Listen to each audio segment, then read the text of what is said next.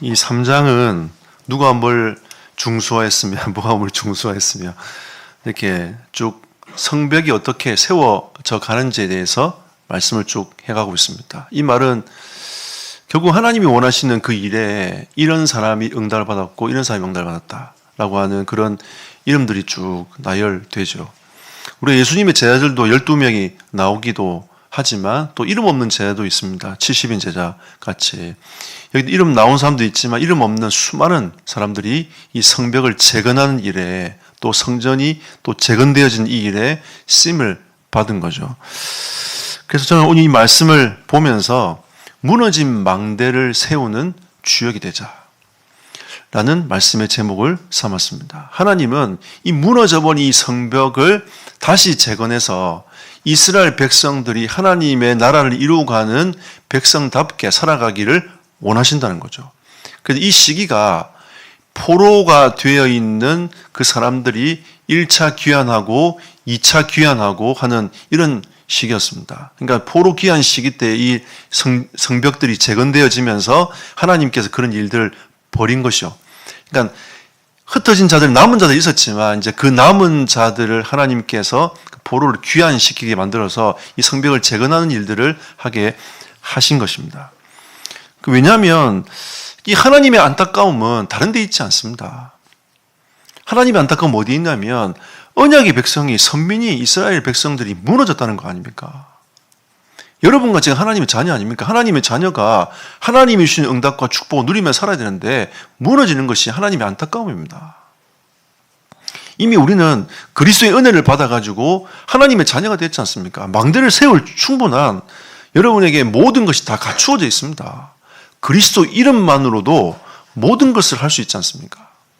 근데 우리는 자꾸 나는 부족해, 나 연약해, 나는 못해 라고 하면서 그 망대의 깃발을 자꾸 내려놓습니다.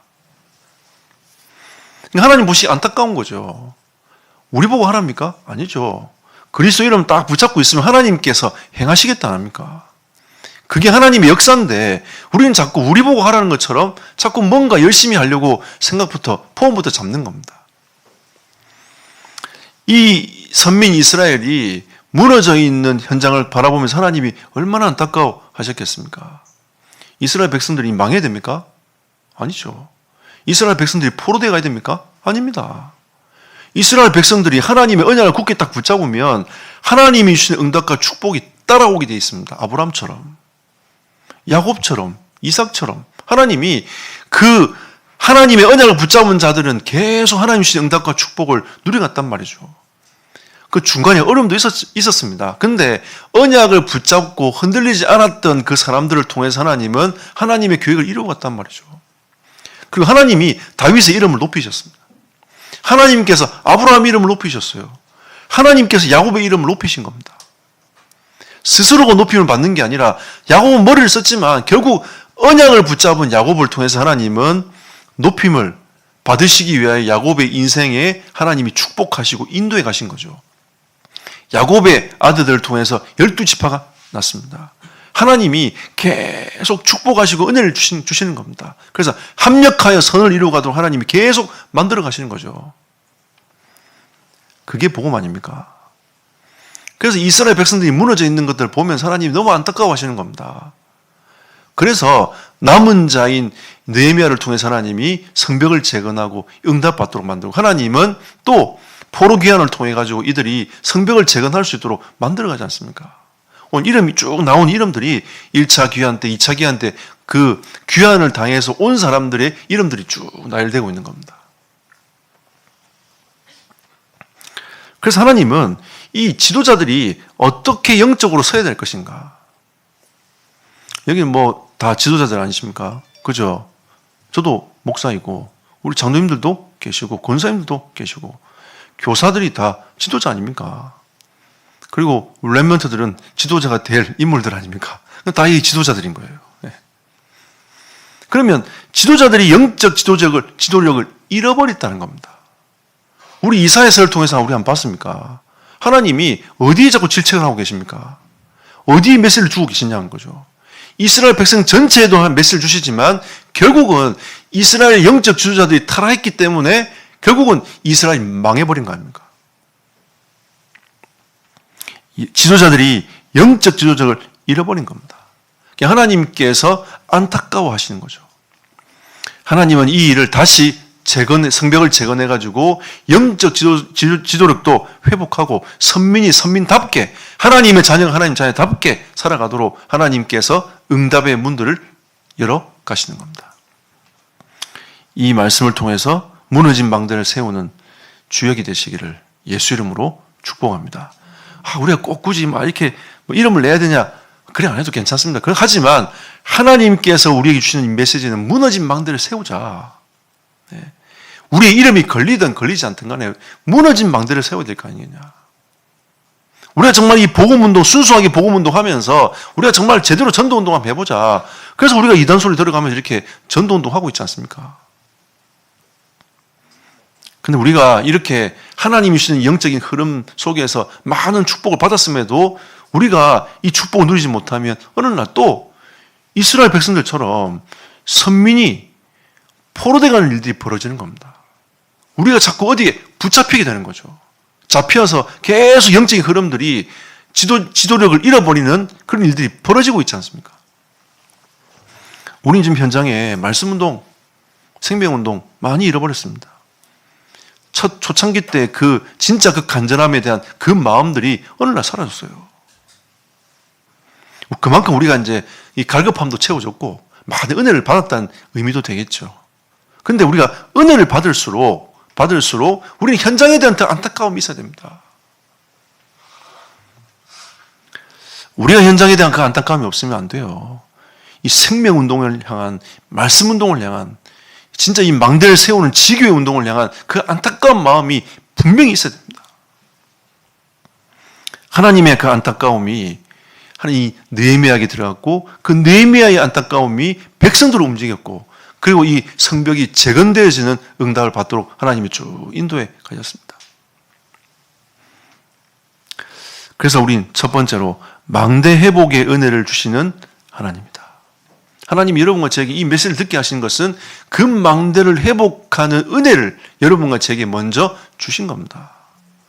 메시지 한번 못 듣고 그냥 지나가는 사람도 많아요. 보고만 못 듣고 지나가는 사람 많다니까요. 어제 현장 나가서 어르신 한 분이 예수님을 영접했습니다.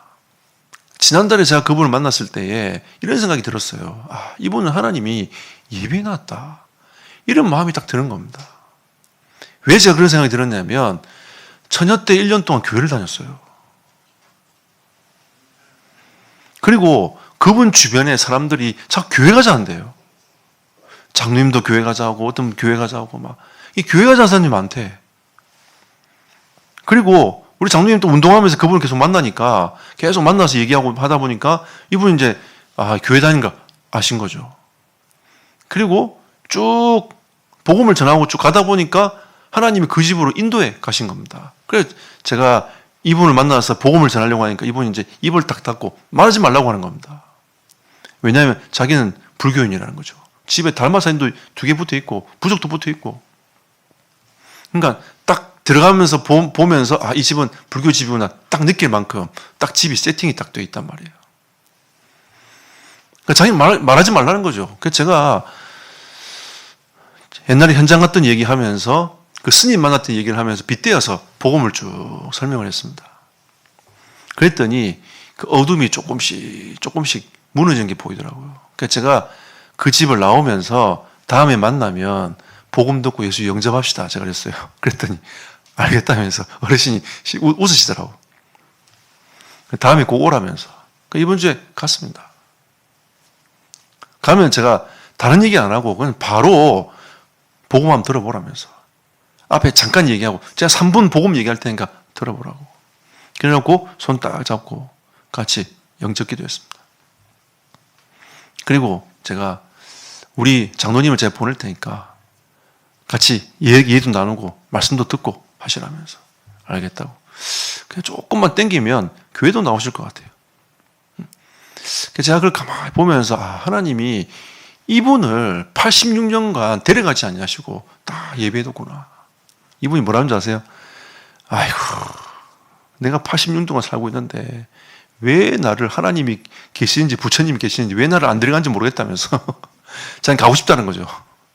근데 저 옆 동네 저 90살 넘은 할머니는 그렇게 오래 살라고 밥은 준다면서. 안 죽을란다면서 막 이런 얘기를 막 하시더라고요. 자기는 가고 싶다는 거죠. 근데 여러분, 죽고 싶어도 딱 생명을 얻을 자들은 하나님 그 생명을 딱 지키십니다. 저는 그날 그 생각이 딱 들더라고요. 아, 하나님이 이 영혼을 데려가지 아니하시고 딱 붙잡고 오늘 이 생명 얻도록 하나님이 만드셨구나. 망대 회복의 은혜를 주시는 하나님이 아니십니까? 우리는 하나님께서 우리에게 은혜를 계속 주시는 겁니다. 우리가 망대를 세웁니까? 아니죠. 하나님이 우리에게 망대 세우라는 말씀 주셔서 그 언약을 붙잡고 기도하는 사람을 통해서 하나님이 망대의 축복을 열어가시는 겁니다. 듣지 못하면 어떻게 믿습니까? 우리가 이 말씀 들었다는 것은 하나님의 절대적인 하나님의 은혜인 거죠. 우리가 부담이 아니라 절대적인 하나님의 은혜인 겁니다. 자, 보십시오, 여러분. 우리는 1장 말씀을, 느헤미야 1장 말씀을 통해서 하나님이 느헤미야를 준비하셨다는 것들을 우리는 보았습니다. 하나님이 이 시대에 성벽을 재건하기 위하여 느헤미야를 준비하셨잖아요. 아버지 하갈을 통해서 하나님이 언약이 심겨지도록 만들었습니다. 우리가 자신은 렘넌트 운동하고 자녀를 키워보지만 사실은 자녀에게 이 언약이 심어진다는 게 참 쉬운 일이 아니에요. 하나님의 은혜가 정말로 심겨져야 이 느헤미야 같이 언약을 딱 붙잡게 되는 거 아닙니까? 하갈이 아무리 열심히 심어도 느헤미야의 마음속에 언약이 안 심기면 어떻게 합니까? 하나님이 이 하갈야를 통해서 느헤미야의 마음속에 하나님의 언약이 딱 심어지도록 축복하신 겁니다. 여러분 마음속에 하나님 언약이 심어지는 게 이게 기적 같은 일 아닙니까? 얼마나 큰 은혜입니까? 우리 나가서 복음 전해보지만 어제는 한 팀 중에 5분 만나도 복음 거절되고 7집 가도 복음이 거절됐어요. 우리가 이 받은 이 복음이 얼마나 기적과 같은 일인지 모릅니다. 현장 가보면 알아요. 아무나 이 복음 받을 수 있는 것도 아니라는 거죠. 하나님의 정확한 시간표 속에 하나님의 나를 하나님의 자녀 삼으신 그 은혜가 얼마나 큰 일입니까? 저는 예전에 19살 때 예수님을 영접할 때에 제가 이제 이런 생각을 했습니다. 하나님, 조금만 더 빨리 청소년 때 좀 빨리 복음 받았으면 좋았을 걸. 왜 이제 복음을 받게 해가지고 내 체질이 이 모양이냐면서. 제가 옛날에 이렇게 기도했었어요. 근데 제가 조금 더 복음을 깨닫고 보면 그게 아니에요. 하나님이 나를 19살 때 부르신 것은 완벽한 시간표였습니다. 왜? 나의 과거를 하나님 쓰시기 위하여 나를 그때 부르신 겁니다. 나는 과거에 시달렸다고 생각했지만 하나님은 시달림을 두고 보신 겁니다. 왜? 이걸 통해 가지고 하나님 수많은 시달리는 영혼들을 살리기 위하여 하나님이 나를 그냥 과거에 두신 거죠. 19살 때 하나님 저를 부르신 겁니다. 하나님의 시간표는 완벽합니다. 저는 그걸 처음에 몰랐어요. 하나님 좀 더 빨리 내가 복음 받았으면 좋았을 걸. 그럼 우리 아이들이 어릴 때 복음 받았다는 거 이거는 정말로 은혜 중에 은혜 아닙니까? 그렇지 않습니까, 여러분? 우리가 지금 복음 가진 우리가 이런 영적 흐름을 타고 가면서 자녀를 키우고 후대를 키워나가는 이게 얼마나 큰 은혜입니까? 저는 어릴 때 생각해 보면 복음을 제대로 알았다기보다는 성경 공부를 열심히 했어요. 지식적인 걸 알고 있었던 거죠. 그리고 우리 선생님들이, 우리 교사 선생님들이 굉장히 성실하게 하셨단 말이에요. 그러니까 생일된 아이들을 집에 초청해가지고 생일 파티도 해주고, 그때 우리 뭐 과자 먹는 게 다 귀하잖아요. 그러니까 다 불러가지고 과자 몇 봉지 사놓으면 그게 파티가 되는 거 아닙니까? 그래갖고 과자 몇 봉지 해놓고 선생님이 집에 불러가지고 주스 한 잔 주면서 과자 먹으면서 그 생일 파티 했어요. 그것만 해도 굉장히, 이 선생님들의 따뜻함이 굉장히 많이 느껴지는 겁니다. 그런 분들은 기억이 남아요. 우리가 그렇게만 해도 많은 하나님의 은혜와 축복을 누리게 되지 않습니까? 그러니까 그 선생님은 저와 같은 목회자가 나왔지 않습니까?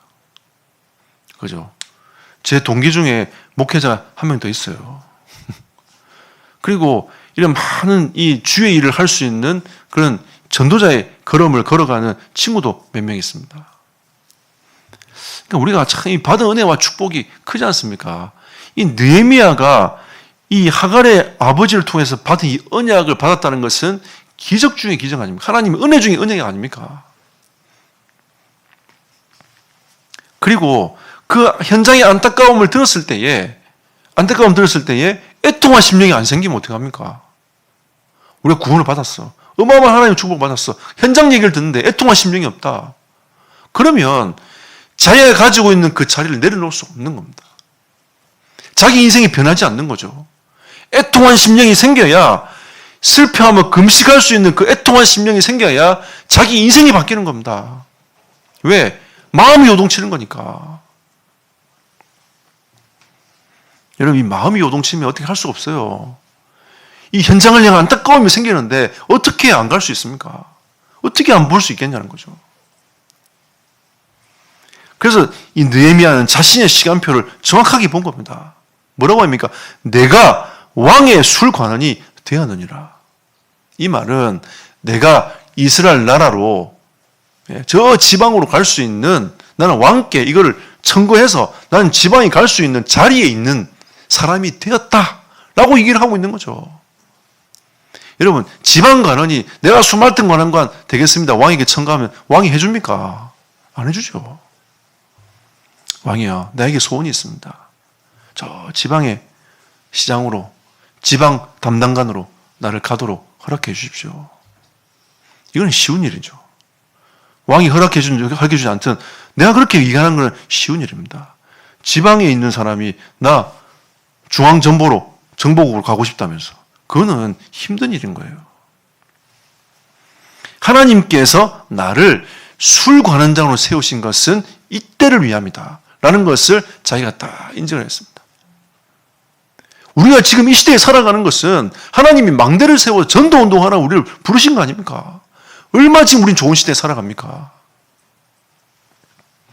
어제 성아랑 같이 현장 나갔어요. 어르신이 86세가 되니까 참 많은 생각이 들더라고요. 그래서 제가 개부 마치고 그분 예수 영접하고 돌아오면서 제가 성아한테 이런 얘기를 했습니다. 저분은 우리나라가 6.25 전쟁이 일어나서 완전히 폐허된 것도 보신 분이야. 그리고 우리나라가 새마을 운동하면서 우리나라가 발전하는 모습도 보신 분이야. 우리나라가 개발도상국에서 쭉 성장해가지고 선진국 대열로 올라간 지금 시대도 보고 계신 거야. 저분은 어떻게 보면 우리나라가 어떻게 축복받고 인도받았는지에 대해서 산증인으로 보고 있는 거야. 근데 우리 아이들은 몰라요. 원래 우리나라 잘 사는 것처럼 생각했단 말이에요. 그분하고 제하고 얘기를 하는데 공감이 되는 게 있더라고요. 옛날에 우리가 연탄을 다 피웠지 않습니까? 그 연탄 가스 때문에 자녀가 몇 명 죽은 거죠. 저도 연탄 가스 때문에 죽을 뻔했거든요. 그러니까 이런 시대를 쭉 지나오면서 하나님이 이 나라를 진짜 축복하셔가지고 세계 선교할 수 있는 나라로 하나님 만들어주셨단 말이죠. 얼마나 축복입니까? 하나님은 우리를 지금 2, 3, 7, 9, 5천 종족 살릴 수 있는 그 시간표에 딱 두신 겁니다. 딱 주셨어요. 그러니까 우리는 약간 성질이 우리나라 지금 선진국 대열에 올라갔지만 약간 성질 자체가 좀 빨리빨리 해야 돼.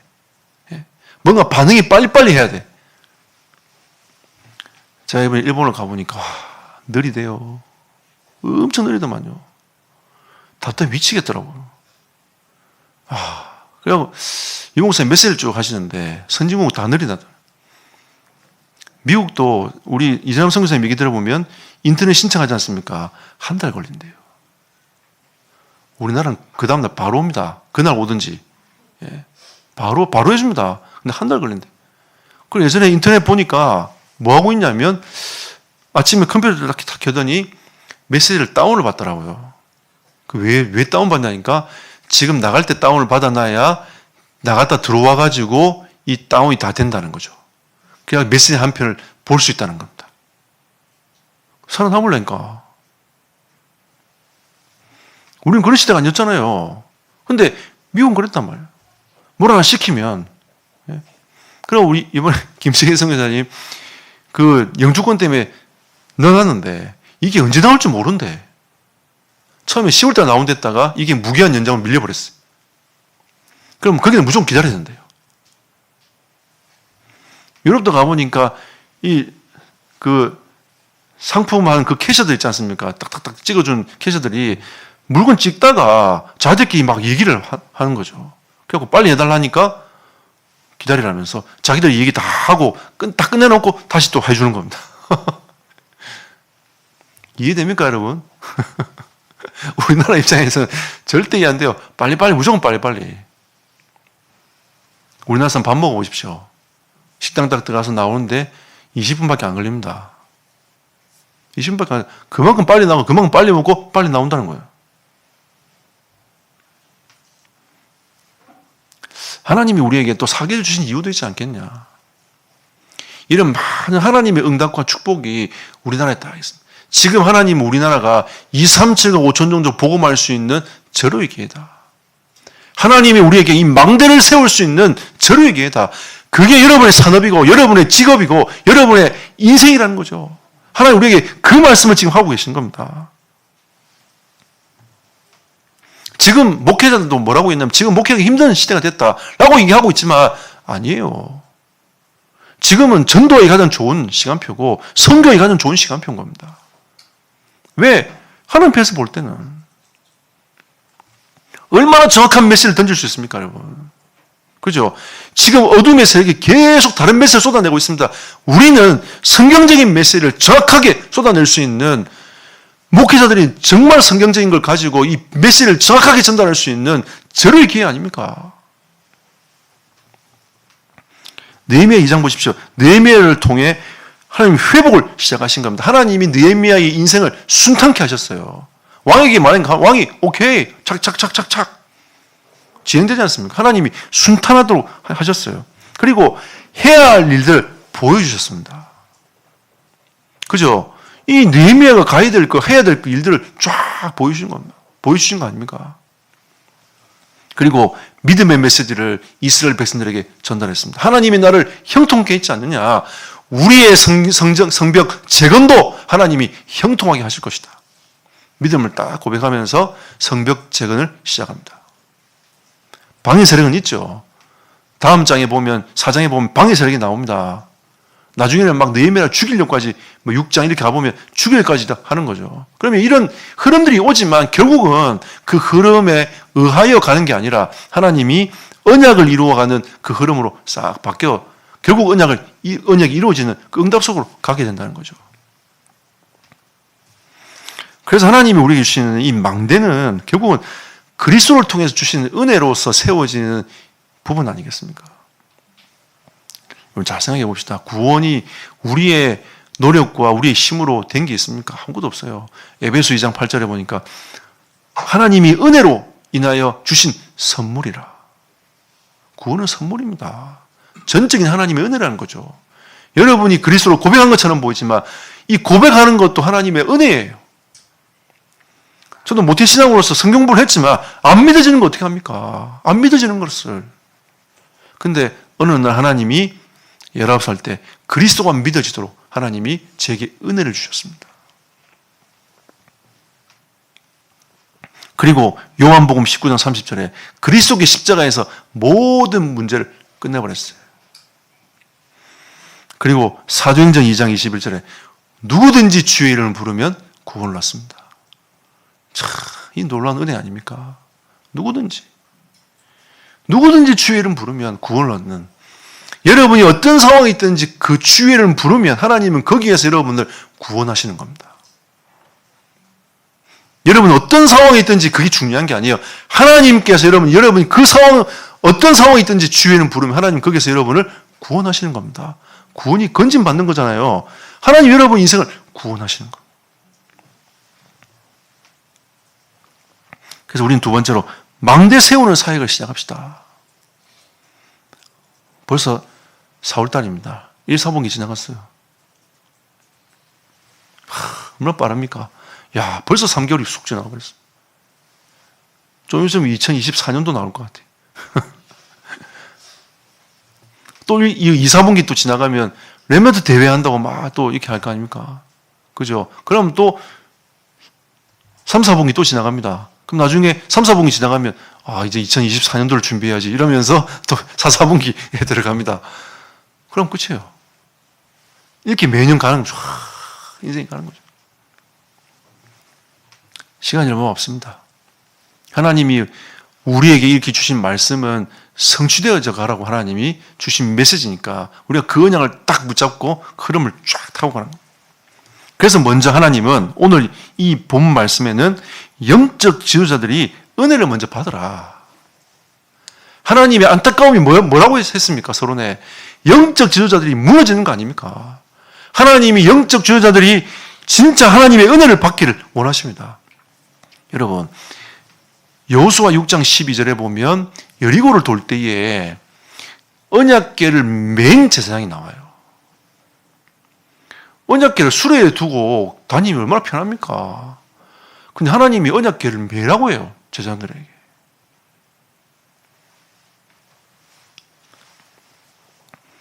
하나님이 이 목회자들에게는 말씀의 그 사역을 할 수 있도록 많은 고민과 그 은혜 속에 들어가라고 우리에게 말씀하시는 거거든요. 제가 이 말씀을 묵상하고 갈 때에 그냥 허투루 가지 않습니다. 계속 또 보고 또 보고 또 보고 이게 하나님 말씀입니까 생각해보고 또 제목 바꿨다가 또 내용 적어놨다가 또 바꾸고 지난 주간도 계속 그랬어요.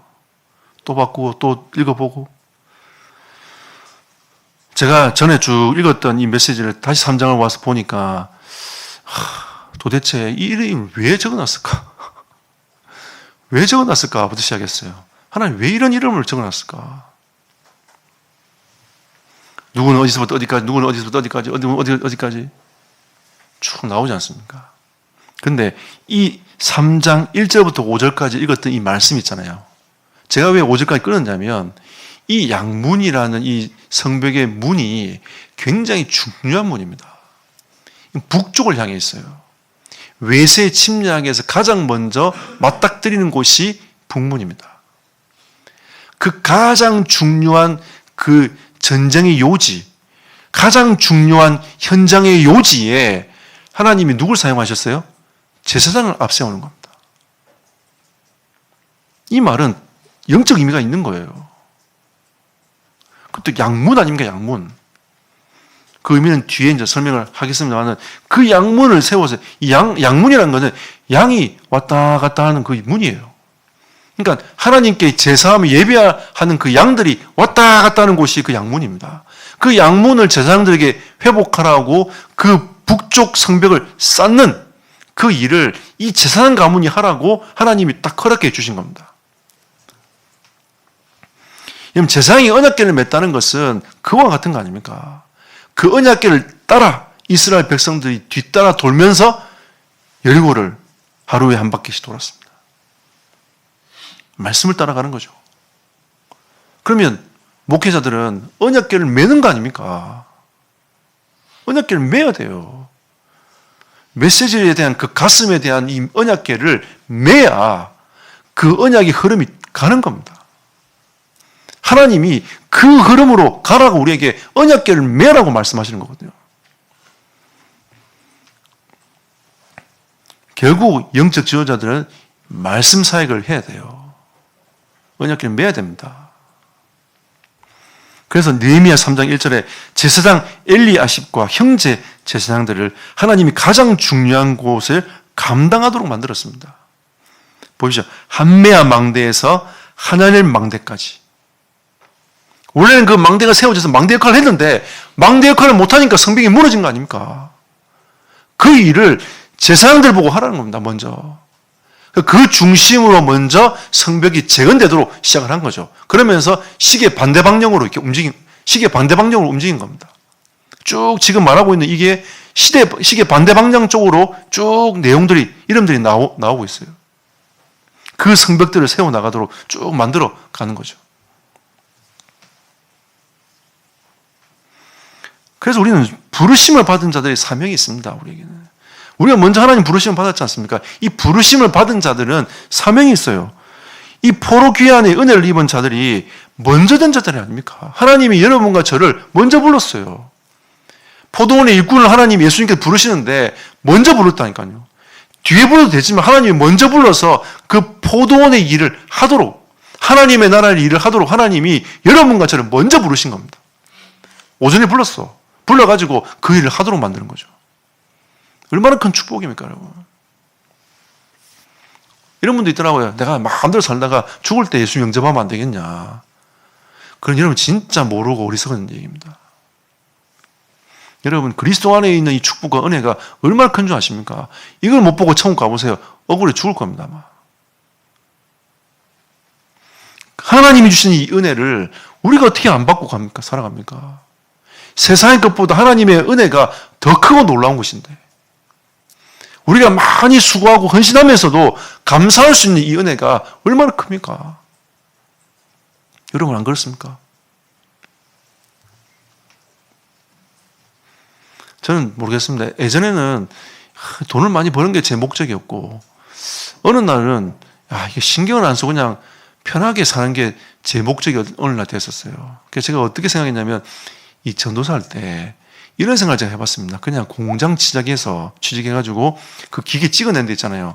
넣으면 넣고 빼고 단순 노동하는 게 있지 않습니까? 이거 그냥 이게 하는 게 훨씬 낫겠다 싶더라고요. 이 정신 노동이 더 힘들어. 그냥 빼고 몇 시부터 몇 시까지 딱딱 이거 넣고 빼고 하고 집에 오면 편하게 쉬잖아. 내 방에 들어오면 누가 건드립니까? 얼마나 좋아요. 넣고 빼고 하다가 집에 와서 편하게 쉬고 내가 하고 싶은 거 하고.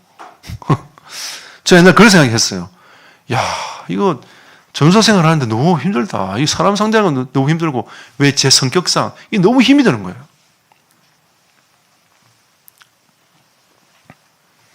근데 하나님이 우리를 먼저 된 자를 불러가지고 우리를 치유하고 회복시켜가지고 이 망대를 세우고 성벽을 세우고 성전을 회복한 이 일에 하나님이 여러분과 저를 쓰시기 위해서 불렀단 말이죠.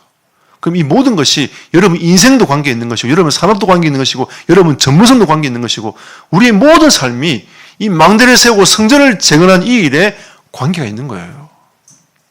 우리는 그걸 위해 살아가는 겁니다. 우리 렘넌트들은 공부가 그 일입니다. 망대를 세우는 일을 위하여 공부하는 거 아닙니까? 안타깝죠. 우리가 이 은혜를 받았는데도 참 이 안타까운 일들이 많습니다. 여러분과 저에게 이런 하나님의 큰 은혜가 이 망대를 세워나가는 이 은혜가 있기를 예수 이름으로 축복합니다.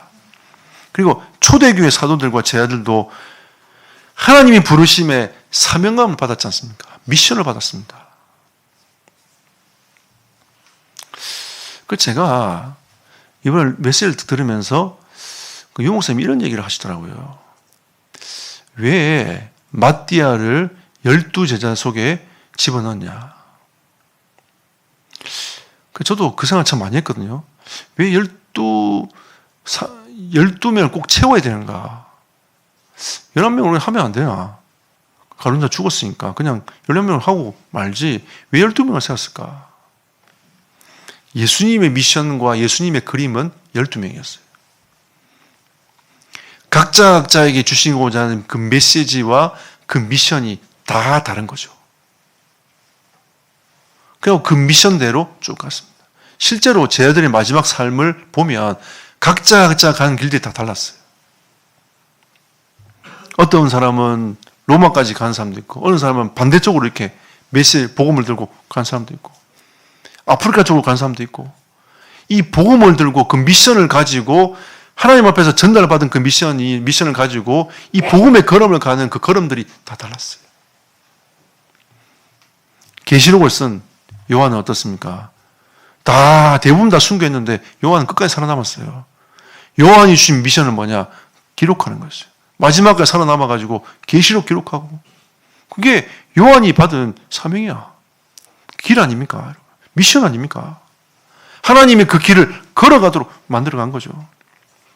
우리는 이 망대를 세우는 사역을 시작했지만 하나님은 여러분 개개인에게 미션을 딱 준비해놓고 기다리고 계십니다. 우리 영적인 눈을 딱 뜨고 보면 어떤 망대, 이 망대에 내가 어떻게 쓰임받으면 어떻게 응답받을 것인가 길이 다 보여요. 하나님이 그 은혜와 축복을 허락하실 겁니다. 우리 교회는 하나님이 앞으로 동문을 살리고 그리고 전 세계에 이 선교 망대를 세우는 이 일에 하나님이 쓰실 겁니다. 저는 그렇게 확신합니다. 그래서 하나님이 주는 그 응답과 축복을 쭉 이어가도록 만들어 가시는 거예요. 그래서 저는 우리 교회도 이와 같이 응답을 하나님 주실 거다. 그 축복 속으로 들어가게 하실 것이다. 이번에 일본에서 하나님 참 많은 은혜를 주셨습니다. 그 일본에 있는 그 동문 목회자들하고 그 다음에 일본에 신학교가 두 군데 있어요. 거기에 졸업생들하고 신학생들이 한 50명 이렇게 모였습니다. 그러고 그 포럼을 듣는데 한 신학교는 일본의 한 신학교는 이제 RTS랑 MOU를 맺어갖고 지금 진행하고 있는데 앞으로 네팔에 있는 한 30명, 방글라데시에 50명 해가지고 80명이 그 신학교에서 훈련을 받는답니다. 그래서 제가 그 일 포럼을 딱 듣는데 하나님이 이 중요한 이 신학교의 망대가 딱 세워지니까 전 세계 237 나라를 살릴 수 있는 하나님 문들을 쭉 열어가시는구나. 열어가시는구나. 우리가 기도하고 있는 김영훈 선교사님이 저한테 그런 얘기 하시더라고요. 나는 마지막 일본 렘넌트를 위하여 내가 살다가 가야 되지 않겠냐. 이런 포럼을 하시더라고요. 우리가 이 받은 이 은혜와 축복이 얼마나 큽니까? 미션들이 다 있어요. 우리가 주님 주신 이 은혜와 축복이 정말 크지 않습니까? 이런 하나님의 많은 은혜와 축복들이 우리에게 있는 겁니다. 개개인적으로 하나님은 다 여러분에게도 미션을 다 준비해 놓고 그 길을 걸어가도록 하나님이 인도해 가시는 거죠. 원래 여러분 그 김영훈 선교사님이 일본 갈 게 아니었어요. 원래는 우리 동기인 양 목사님이라는 분이 계신데 그분이 가도록 다 결정이 딱 된 겁니다. 근데 그게 한 주만에 싹 바뀌었어요. 그래갖고 네가 가라 하와이가 아니고 네가 가라 일본 돼가지고 싹 바뀌어 간 겁니다. 근데 여러분 참 신기하죠. 그 김영권 선교사님의 조상이 누구냐면 일본 사람이에요. 일본 사람입니다. 그 이수신 장군 그 시대 때에 우리나라로 귀화한 사람이 있어요. 장군 중에. 영화에도 나오지 않습니까? 그분이 조상이에요. 그래서 뭐라고 했냐면 나는 일본 살리로 가야 되는 절대적인 사람이라면서. 하나님 그래서 바꾸셨구나. 일본 피가 흐르는 분이에요. 일본 피가. 그런 거 보면 하나님의 절대적인 계획 아닙니까? 그 조상이 이순신 장군 때 그 귀한 그분 있잖아요. 그분이래. 그냥 그걸 보면서 참 신기하다. 참 신기하다. 하나님의 계획은 정말 신묘막측하다. 결론은 빨리 맺겠습니다. 우리는 시대적 요청을 보고 눈이 열려야 됩니다. 하나님의 계획이 분명히 있지 않습니까? 이 시대적 요청은 무너진 망대를 재건하는 겁니다. 어디에? 237과 5천 종족에.